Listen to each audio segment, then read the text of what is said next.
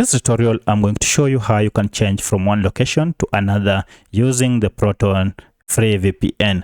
As you can see, my VPN is on and it is currently connected to the server that is in Netherlands, though I'm not in Netherlands. However, I'd like to go ahead and change this.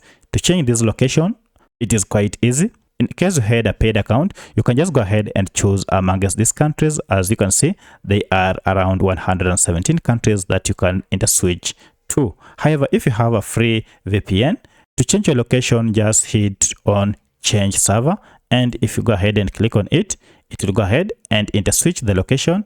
Now you can see it is searching for the next server, and it has found. Now it has changed from Netherlands, and now I'm connected to the servers that are in United States. And if you look at this, you can see I have been now allocated a new IP address. However, you have to note that if you're using the free Proton VPN, you may be limited to servers or locations you can change or switch to. So that's how you can interswitch between one location to another using Proton VPN. So if you have any other question, kindly let me know in the comment section. Otherwise, if this video was helpful to you, kindly hit the like button and subscribe to this channel to support me. Thanks for watching, and let's meet in the next video.